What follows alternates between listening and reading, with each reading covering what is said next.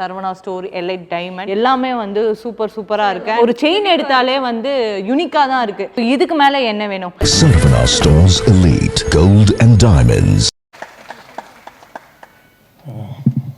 எல்லாருக்கும் டைம் கொடுத்தீங்க, ஆனால் மைக் கொடுக்கல. அனைவருக்கும் வணக்கம், நன்றி. வந்திருக்கக்கூடிய பத்திரிகை நண்பர்கள், இந்த தயாரிப்பு நிறுவனம் ரைஸ் ஈஸ்ட் சாகருடைய டீம், டைரக்டர், என்னோட டேரக்டர்னு சொல்லலாம், இந்த க்ரூ, வந்திருக்கக்கூடிய பத்திரிகை நண்பர்கள், என்னுடைய நண்பர்கள் அத்தனை பேருக்கும் என்னுடைய வாழ்த்துக்கள். இந்த ட்ரெய்லரும் இந்த சாங்கும் எனக்கு ஏற்கனவே போட்டு காட்டாங்க. அப்போவே ரொம்ப நல்லா இருந்துச்சு. சொன்னேன், கிரு ரொம்ப நல்லா வந்திருக்கு, சூப்பராக இருக்குது அப்படின்னு சொன்னேன். இங்கே அந்த மேடையில் உட்காந்துருக்க அத்தனை பேர், முக்கால்வாசி பேரோட நான் ஒர்க் பண்ணியிருக்கேன். சில பேர் தவிர. ஃபஸ்ட்டு ஜீக்கு நன்றி சொல்லணும். ஏன்னா என்னுடைய போன படம் நெஞ்சுக்கு நீதி வந்து ப்ரொடியூஸ் பண்ணது வந்து ஜி ஸ்டுடியோஸ் தான். அதுக்கு இந்த நேரத்தில் அதற்கும் என்னுடைய நன்றி.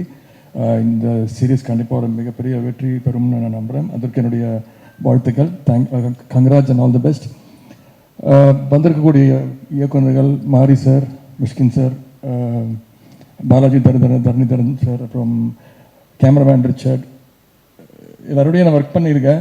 பாலாஜி தரணிதரன் ஒர்க் பண்ணல. அப்புறம் கலை இயக்குனர், அவர் 1 மினிட் சொன்னீங்களா 1 ஹவர்னு சொன்னீங்களா?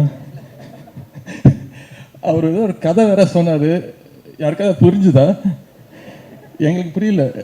அப்புறமா அதான் கலை இயக்குனர் தான். எடிட்டர் ஒரு பேண்ட்டை பார்த்தாலே தெரியுது நல்லா எடிட் பண்ணுவார்னு.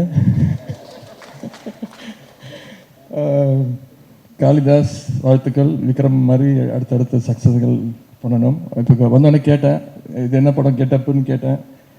சார் ஒரு மலையாள படம், தெலுங்கு படமா, தமிழ்னாரு. ஓ தமிழ் படமா? அப்படின்னா தமிழ் ஹிந்தியா அப்படின்னா பேன் இண்டியாவா? இப்போ எல்லாருமே பேன் இண்டியா ஆகிட்டாங்க. தானியா, இவ்வளோ அதிகமாக நீங்கள் பேசி நான் பார்த்ததே கிடையாது. என் கூட போன படத்தில் அவங்க தான் பேர். நாங்கள் நெஞ்சுக்கு நீதி நடிக்கும் போது நாங்கள் பேசிக்கவே இல்லை. ஏன்னா எங்களுக்கு 2 பேருக்கு காம்பினேஷன் ஷாட்டே இல்லை. அது பிறகு ஒரு ஃபங்க்ஷன் நடந்துச்சு. அதில் நான், தானியா, அப்புறம் அந்த படத்தில் டாக்டர் அனிதாவாக நடித்தவங்க வந்து அந்த ஃபங்க்ஷன் வந்தாங்க. அப்போ நாங்கள் 3 பேரும் பேசிகிட்டு இருக்கும்போது அவங்க சொன்னாங்க, அவங்க பேர் வந்து யாமினி. அவங்க சொன்னாங்க, அந்த மாதிரி உங்களுக்கு தெரியும் இல்லை, எங்கள் தாத்தா வந்து பெரிய டைரக்டரு, இவர் ஏசி திருலோச்சந்தர், பெரிய படம்லாம் எடுத்திருக்காரு, ஹிட்டு படம்லாம் எடுத்திருக்காரு. அப்படிங்களா? தெரியாதுங்க அப்படின்னேன். உடனே தானியா வந்து, ஏங்க எங்கள் தாத்தா பெரிய ஹீரோங்க, அவர் பேர் ரவிச்சந்திரங்க. நான் சொன்னேன், ஏங்க எங்கள் தாத்தாவும் சினிமாவில் தாங்க இருந்திருக்காரு. இந்த படம் கிருத்திகா கிரு வந்து எப்பயாவது நான் கதை கேட்பேன், எனக்கு தான் கதை வச்சிருக்கியா அப்படின்னு. ஃபஸ்ட் படம் வணக்கம் சென்னை, நம்ம அகில உலக சூப்பர் ஸ்டார் சிவா வச்சு ஒரு out and out love story. அதுலேயும் நான் கெஸ்ட் ரோல் தான் பண்ணேன். அடுத்த விஜயாண்டனி பதர் வச்சு காளியில் 3 ஹீரோயின், கரெக்டா? ஆனால் நான் எப்போ கதை கேட்டாலும், உதய் உனக்கா ஒரு க்ரைம் கதை வச்சுருக்கேன், க்ரைமா அப்படின்னு சொல்லுவாப்புல. க்ரைம்னோடனே நான் வேறு ரைட்டர் பார்த்துக்கிறேன் அப்படின்னு நான் போய் மாரி செல்வராஜ் சட்டை மாட்டிக்கிட்டேன். அவர் பேர்லேயே வச்சுருக்காரு மாரி செல்வராஜ். எப்போ சார் ஷூட் போகிறோம் திருப்பி?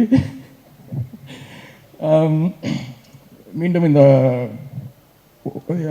சிந்திஜன் சார் வாழ்த்துக்கள். காளி பிரதர் கார்கியில் கலக்கிட்டீங்க, மீண்டும் வாழ்த்துக்கள்.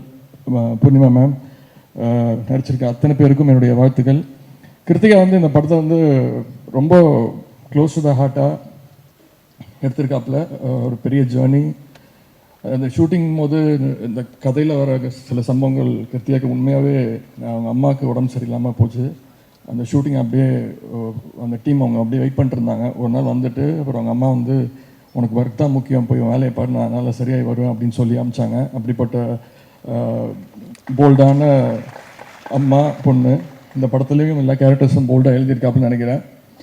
என்னென்னா ரொம்ப டென்ஷனாக இருக்காப்புல. இப்போ ரிலீஸ் வர நான் ஒரு 4 நாள் முன்னாடி சந்தானம் சாரோட படம் குலுன்னு ஒரு படம் அதை பார்த்துட்டு நான் சந்தானம் சார் வந்து எனக்கு அது நீங்கள் ரிலீஸ் பண்ணி தாங்க முதல்ல எப்படின்னாரு பண்ணிடலாம் அப்படின்னு சொல்லிட்டு நாங்கள் டேட் ஃபிக்ஸ் பண்ணோம் 28th ரிலீஸ் பண்ணோம் அப்படின்னு சொல்லிட்டு சொன்னேன். கிருத்தியா டென்ஷன் ஆகிட்டாப்ல, என் படம் வருது நீ எப்படி அதே டேட்டில் ரிலீஸ் பண்ண, நீ ஓடிடியில் ரிலீஸ் பண்ணுற நான் தேட்டரில் ரிலீஸ் பண்ணுறேன். அதாவது தேட்டருக்கு வர ஆடியன்ஸ் கூட ஓடிடியில் இவங்க படத்தை பார்க்கணுமா, அந்த அளவுக்கு இந்த படத்தோட ஒன்றிணைஞ்சிட்டாப்புல. Congrats again.